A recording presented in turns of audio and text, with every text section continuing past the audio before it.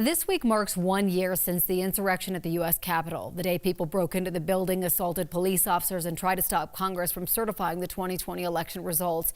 The investigation is still ongoing, and joining our discussion this morning is 9 News legal analyst Whitney Traylor. Good morning, Whitney.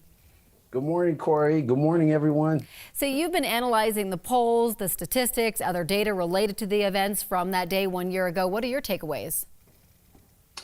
There's so many. I think the first thing that stands out right now is the attempt by primarily Republicans to reframe what actually happened. I heard some of them saying, oh, it just looked like tourists going through the Capitol. Now, in some ways, I think that this was somewhat predictable because it was really a culmination of a month-long fermenting, if you will. And throughout the pandemic, we saw right-wing protests that had been gathering in state houses and other places saying, demanding to be let in, treason, things like that. I also learned really a lot about the role Mike Pence played. And I think he was actually really instrumental because there was an enormous amount of pressure on him to try and do something which he had no constitutional authority to do. I also am anticipating maybe we're going to see more political violence going forward because there's obviously still a lot of discord. Yeah, I think a lot of that is true, especially about it kind of like bubbling up for, the month leading up to what happened. What's the status of the arrests and the prosecutions?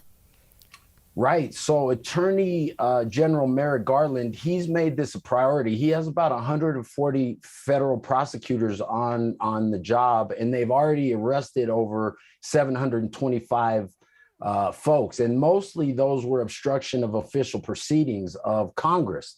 Now, 165 have pleaded guilty, mostly to misdemeanors, and 30 individuals have already received either prison time or some kind of probation. Now, one question about the prosecution will be whether President Trump can be prosecuted. Many folks are calling for him to be prosecuted for his remarks saying we're going to go down, we got to take the country back with strength. But I think that's going to be somewhat of an uphill battle from the political aspect, but also because he was never actually in the Capitol. So any sort of criminal prosecution would be tough. But one primary goal of the January 6th committee researching it is to really create a definitive history of events and make recommendations of laws going forward to prevent this. So I anticipate we're going to see, some changes going forward. Yeah, I think so. Now, in your opinion, is our democracy at stake? Is it threatened?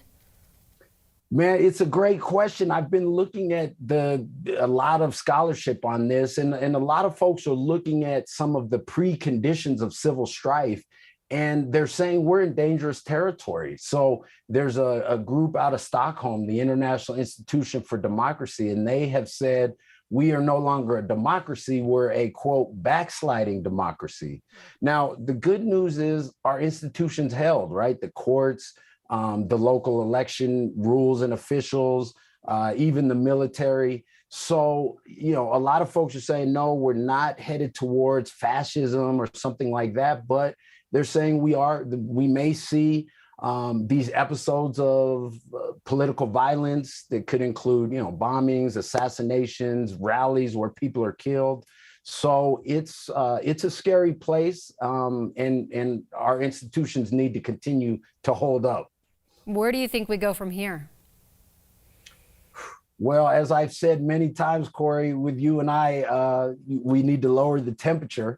I think we're going to we have to really kind of slow down and increase the conversation. I think we have to be honest about actually what happened so that we can, prevent it again. Some folks are saying, hey, man, we may look at another civil war, but it won't be like what we saw in the 1860s, but it may be these sort of persistent acts of violence, destabilizing things, political violence, those kind of things. So we just have to, like I said, be willing to speak the truth and really kind of lower the temperature and let this be a guide. I remember a year ago watching everything unfold and the pit in my stomach, it was so distressful. So hopefully we recognize that and come back to the lack of polarization, come back to, a place where we can actually have conversations and lower the temperature a little bit. Yeah, I know we're so divided right now, and that was a loaded question for sure. I apologize for that. Whitney, as always, really appreciate it. Happy Friday.